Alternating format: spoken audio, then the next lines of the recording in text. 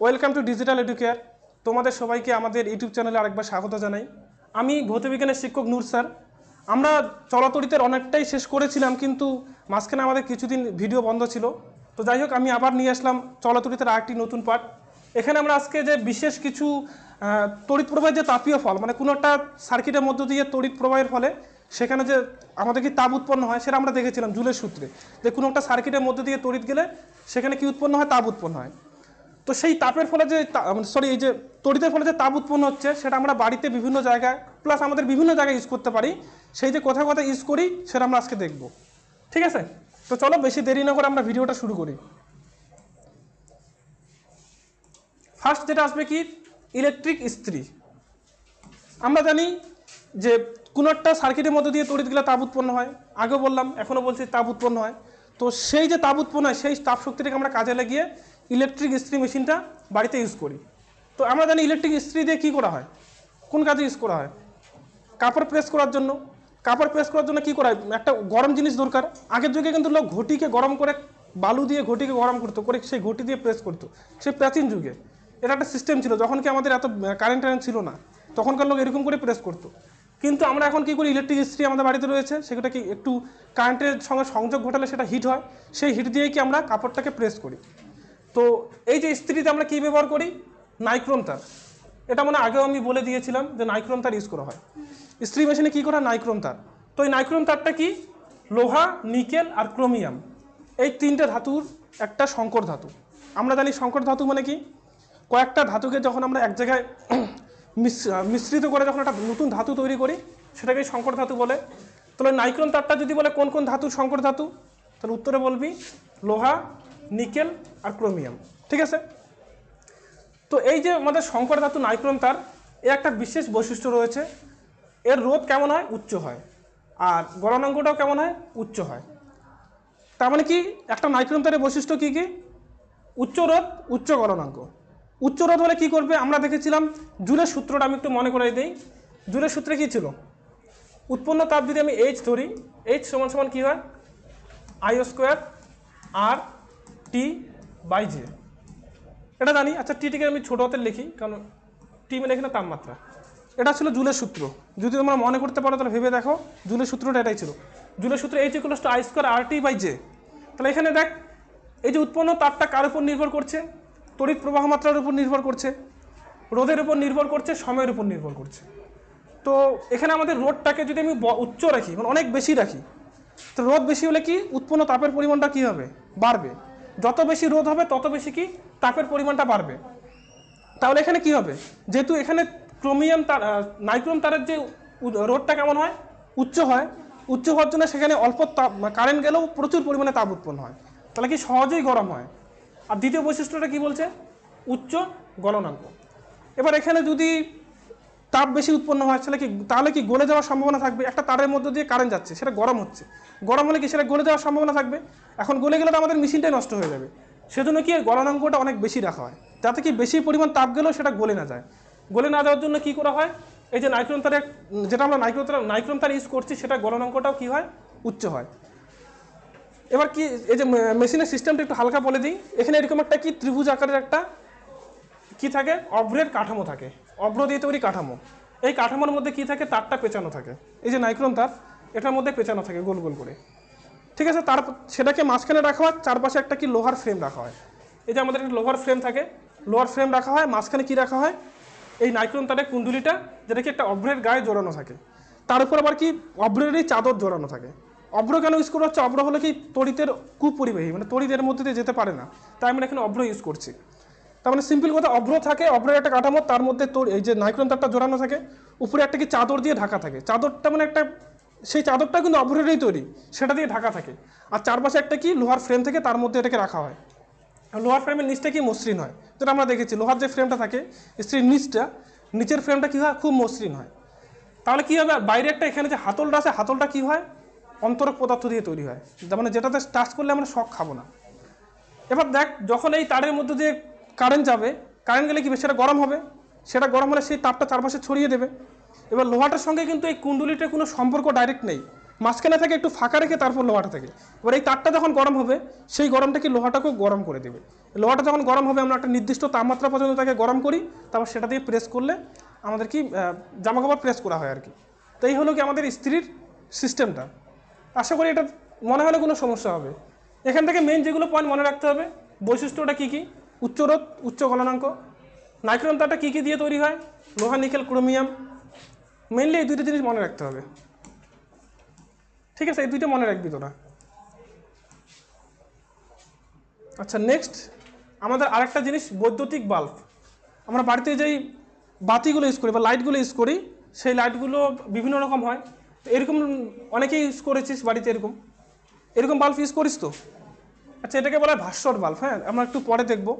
বাল্বের মধ্যে অনেক ভাগ আছে, এলইডি বাল্ব, সিএফএল বাল্ব, তারপর কি এটাকে বলা হয় ভাস্বর বাল্ব। তো এই যে এই বাল্বটা আছে দেখ, এটা বাল্বটা কী দিয়ে তৈরি হয়, মাঝখানে একটা এরকম নাইক্রোম তার থাকে, সরি নাইক্রোম তার না, এটাকে বলা হয় ফিলামেন্ট বলে। ফিলামেন্ট মনে মনে থাকবে, এই যে এটাকে ফিলামেন্ট বলে। কারেন্ট যখন আসে এদিকে এর মধ্য দিয়ে যায়, তখন এখানে প্রচুর তাপ উৎপন্ন হয়। এই তাপটা কী হয়, আলোতে পরিণত হয়ে যায়, যেটা তারপর চারপাশে আলোটা ছড়িয়ে দেয়। ঠিক আছে, তাহলে এখানেও কিন্তু আমরা তড়িৎ প্রবাহের যে তাপীয় ফল, মানে তড়িৎ থেকে যে তাপ উৎপন্ন হচ্ছে সেটাকেই কাজে লাগাচ্ছি। এর মধ্য দিয়ে তড়িৎ যাচ্ছে, তড়িৎ যখন ফিলামেন্টের মধ্য দিয়ে যায় প্রচুর উত্তপ্ত করে। এবার এই যে উত্তপ্ত করছে, তাপ উৎপন্ন হচ্ছে, সেই তাপটা থেকে আবার আলো উৎপন্ন হচ্ছে, আলো উৎপন্ন হয়ে চারপাশে ছড়িয়ে যাচ্ছে। ঠিক আছে, এখন কথা হলো এই যে আমি ফিলামেন্টটা ইউজ করছি, ফিলামেন্টটা কী দিয়ে তৈরি?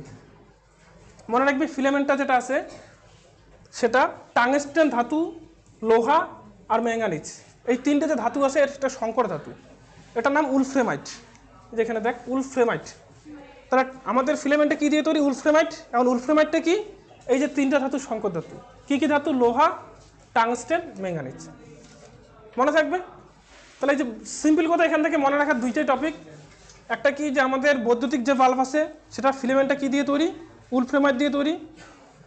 এখন উলফ্রেমাইটটা কি? লোহা, টাংস্টেন আর ম্যাঙ্গানিজের সংকর ধাতু। এটুকুই মনে রাখতে হবে। আর আমাদের এই যে বাল্বটা আছে, এই বাল্বটা এর ভিতরে একটা গ্যাস দিয়ে ভর্তি করা থাকে, হয় নিষ্ক্রিয় গ্যাস দিয়ে ভর্তি করা থাকে বা নাইট্রোজেন গ্যাস দিয়ে ভর্তি করা থাকে, মানে এই যে কাচের ভিতরে।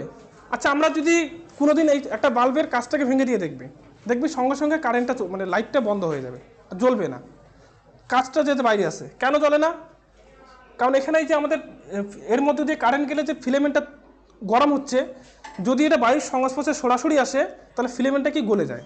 ফিলামেন্টটা তো তাপ হলেও তো সেটা গলে যাওয়ার কথা বেশি তাপ গেলে, কিন্তু যখন এমনি থাকে তখন গলে যায় না, যখন বায়ুতে থাকে সহজেই গলে যায়। কারণ কি, বায়ুর যে অক্সিজেন আছে এটাকে জারিত করে দেয়। জ্বালানি বিজন বিক্রিয়া শুনেছিস তো, বায়ুর যে অক্সিজেন আছে সেটা কিন্তু একে কী করবে, জারিত করে দেবে। জারিত করার জন্য সেটা গলে যাবে বা ভেঙে যাবে, সেটা বন্ধ হয়ে যাবে, দেখবি সঙ্গে সঙ্গে ফিলামেন্টটা নষ্ট হয়ে যায়। বাল্বটা যদি আমি কাঁচটা ফেটে দিয়ে যদি আমি বাল্বটা সুইচ অন করি, সঙ্গে সঙ্গে সেটা কেটে যাবে। কিন্তু এখানে আমরা কি করি, একটা কাঁচ নেওয়া হয়, কাঁচের ভিতরে কি করা হয়, হয় কোনো নিষ্ক্রিয় গ্যাস, যেমন আর্গন একটা নিষ্ক্রিয় গ্যাস, আর্গন দিয়ে ভর্তি করা হয়, অথবা নাইট্রোজেন দিয়ে ভর্তি করা হয়। এটাকে ভর্তি করলে কি বাইরের কোনো গ্যাস যেতে পারবে না, প্লাস এটা অনেকদিন টিকবে। গেল এটা। এটা গেলো আমাদের বৈদ্যুতিক বাল্ব কী কী সিস্টেমে কাজ করে সেটা দেখলি। নেক্সট, এটা নিয়ে বেশি জানার দরকার নেই, এখান থেকে কোশ্চেন কম আসে। বৈদ্যুতিক হিটার। তো ইলেকট্রিক ইস্ত্রি যেটা দেখলি, ইস্ত্রি আর হিটার একই জিনিস। আমরা কি ইস্ত্রি দিয়ে তাপটা একটু কম উৎপন্ন হয়, সেটা দিয়ে আমি জামা কাপড় প্রেস করি, আর হিটারে গিয়ে একটু তাপটা বেশি লাগে। হিটার আমরা কী কী কাজে ইউজ করতে পারি? জল গরম করার জন্য হিটার ইউজ করা হয়, বা কোনো একটা ঘরকে গরম রাখার জন্য হিটার ইউজ করা হয়। তো এগুলোতে একটু তাপটা বেশি লাগে, তাই এখানে কি সিস্টেমটা একটু একই জিনিস। এখানেও নাইক্রোম তার ইউজ করা হয়, এখানেও এরকম একটা কুণ্ডলি বানানো হয় নাইক্রোম তার দিয়ে, কিন্তু এখানে শুধু পোর্সেলিন, এই যে এটাকে যে চারপাশে যে ফ্রেমটা রাখা হয় সেটা কি পোর্সেলিন বা ফায়ার ক্লে নির্মিত। এই যে এগুলো দেখছিস, যে ফ্রেমটা যার উপর তারটাকে পেঁচানো হচ্ছে, আগেরটা আমরা কি দেখলাম, অভ্রের একটা কাঠামোর উপরে আমরা তারটাকে পেঁচাচ্ছি, কিন্তু এখানে কিন্তু অভ্র ব্যবহার করা হয় না। এখানেও অভ্র একটা কি অন্তরক পদার্থ, পোর্সেলিনও একটা অন্তরক পদার্থ, তো এখানে পোর্সেলিন ব্যবহার করা হয়। কাজটা একদম সেম করে। নাইক্রোম তারের মধ্যে দিয়ে কারেন্ট যাবে, সেখানে তাপ উৎপন্ন হবে, সেটাই কি তাপটা চারপাশে ছড়িয়ে দেবে। এখান থেকে আর ওরকম কিছু পড়ার নেই, হ্যাঁ দরকার নেই। এখানে জাস্ট এটা মনে রাখিস, ফায়ার ক্লে বা পোর্সেলিন ব্যবহার করা হয়। কুণ্ডুলটিকে জোড়ানোর জন্য যে ফ্রেমটা ব্যবহার করা হয় সেটা কী দিয়ে তৈরি? ফায়ার ক্লে বা পোর্সেলিন।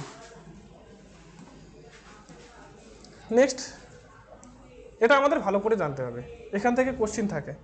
আগেরগুলো থেকে ওই এক দুইটা শর্ট কোশ্চিন আসতে পারে, না আসতে পারে, কিন্তু এই যে ফিউজ তার যেটা আছে, ফিউজ তারটা আমাদের জন্য খুব ইম্পর্টেন্ট। আচ্ছা, ফিউজ তার আমি আগেও বলেছি, ফিউজ তার কী কী দিয়ে তৈরি করা হয়? টিন আর সীসার সংকর ধাতু।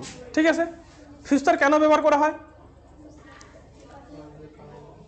জানিস না, এগুলো কিন্তু আগে হয়ে গেছে, সিম্পল কথা। হ্যাঁ, সাপোজ আমাদের এই যে কারেন্টে খুঁটি দিয়ে কারেন্ট আসছে, সেখানে কি দুইটা তার থাকে, এবার কোনো কারণে দেখা গেলো একটা গাছ পড়ে গেলো তারের উপর, তাহলে কি কারেন্টের তার দুটো এক জায়গায় লেগে যেতে পারে।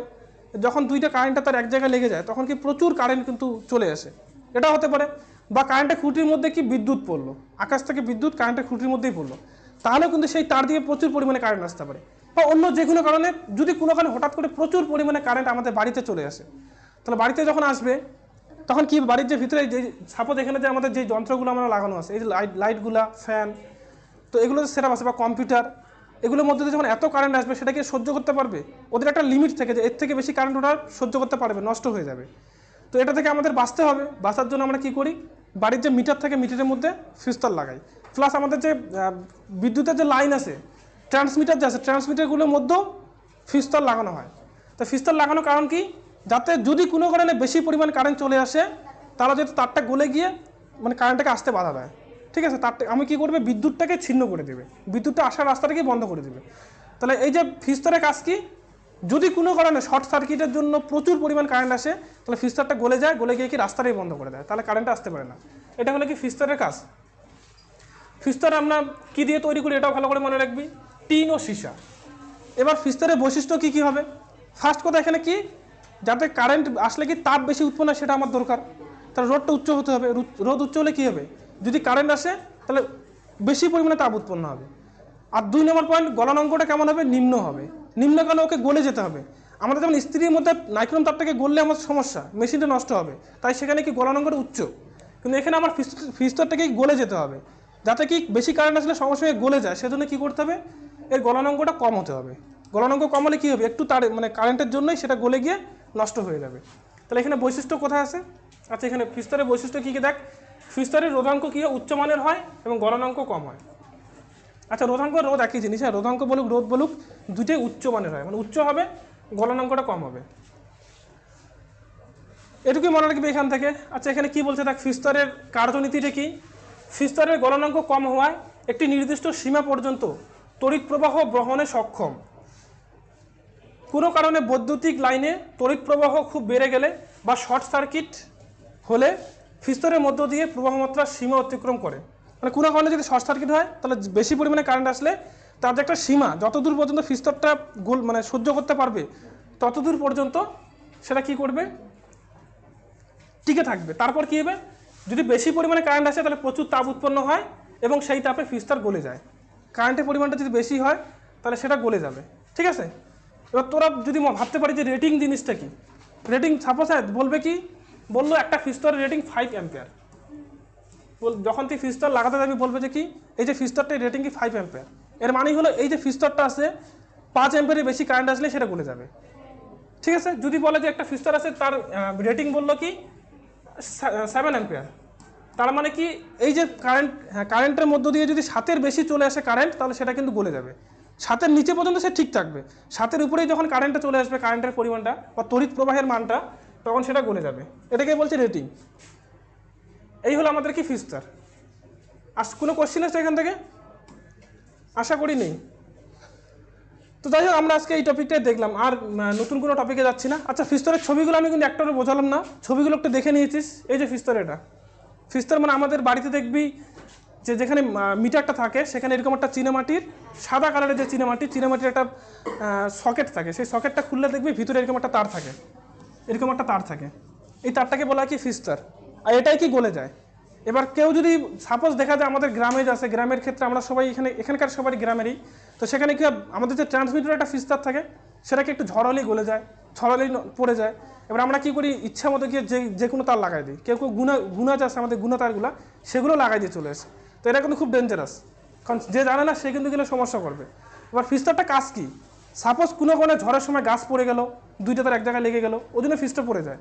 এবার কেউ দেখলো এমন মোটা একটা তার লাগিয়ে দিয়ে আসলো সেখানে, তো কী হলো, কারেন্ট তো আসতেছে, শর্ট সার্কিট হলো, এবার কারেন্টটা কি ওটা গলতেই পারলো না। এবার ফিউজ তার তো আমাদের কী দিয়ে তৈরি করা উচিত, টিন আর সীসার সংকর ধাতু। এবার আমরা কী করছি, গুণার তার, সেটা তো টিন আর সীসার না, সেটা তামার একটা পদার্থ। এবার সেটা মোটা হওয়ার জন্য সেটা গলবেই না। এবার যদি না গলে তাহলে কী হবে, বাড়ির যা কিছু সব নষ্ট হয়ে যাবে। তাহলে একটা বাড়ির না, একটা গ্রামের ওই ট্রান্সমিটার থেকে যতগুলো বাড়ি আছে, ওই একটা ট্রান্সমিটার থেকে মিনিমাম 50, 60, 100টা বাড়ি থাকতে পারে। সবগুলো বাড়ির সবগুলো যন্ত্র যেগুলো কারেন্টের সাথে বোর্ডে লাগানো থাকবে সবগুলো নষ্ট হবে, সুইচ অন থাক আর না থাক। সুইচ অন না থাকলেও নষ্ট হয়ে যাবে। সাপোজ এই যে আমি এই কম্পিউটারটাকে সুইচ বোর্ডে আমার লাগানো আছে প্লাগটা, কিন্তু আমি সুইচ দিইনি, কম্পিউটার বন্ধ হয়ে গেছে, তাও নষ্ট হয়ে যাবে। আমাকে খুলে রাখতে হবে। ওই জন্য দেখবি গ্রামের বাড়িতে যখন ঝড় আসে, টিভির যদি আমাদের প্লাগটা লাগানো থাকে সবাই বলে টিভির প্লাগটা খুলে দাও। মোবাইল চার্জার যদি বোর্ডে লাগানো থাকে বোর্ড থেকে মোবাইল চার্জারটা খুলে দিতে বলে। এই কারণেই বলে যদি কোনো শর্ট সার্কিট হয়, কারেন্টটা চলে আসে, তাহলে যদি তোর কারেন্ট মানে সুইচ অন না করা থাকে তাও কিন্তু নষ্ট হয়ে যাবে জিনিসগুলো। কারণ তখন সেখানে লাইট তার আর আর্থিং টার্থিং এগুলো কিছু দেখে না, কারেন্ট চলেই আসবে, প্রচুর পরিমাণে কারেন্ট না সেই জন্য। তাহলে মনে রাখবি বাড়িতে কেউ এরকম কাজ করবি না যে বাড়ির ফিউজটা নষ্ট হয়ে গেছে, বাড়ির মিটারেরই হোক বা গ্রামের যে ট্রান্সমিটার থেকে সেটার ফিউজ কেউ পাল্টাতে যাবি না। আর যদি পাল্টাস, তোদের বাড়িতে ফিউজটা তো থাকবে না, তোরা মোটামুটি সরু তামার তার নিবি, তার থেকে একটা তামার তারগুলো থেকে একটা শুধু বের করবি, করে সেটা লাগাতে পারিস। চেষ্টা করবি সরু লাগানোর, মোটা যেন কোনো গুণের তার বা ওরকম কোনো মোটা কিছু না লাগানোর, ঠিক আছে? যাই হোক, আজকে ভিডিওটা আমি এখানেই শেষ করছি। তো তোমরা যারা এখানে অফলাইনে আছো তোমরা অবশ্যই টপিকগুলো ভালো করে পড়বে, আর যারা আমাদের অনলাইন স্টুডেন্ট আছো তোমরা অবশ্যই আমাদের চ্যানেলটিকে ফলো করো এবং পাশে থাকো। সবাইকে অনেক ধন্যবাদ।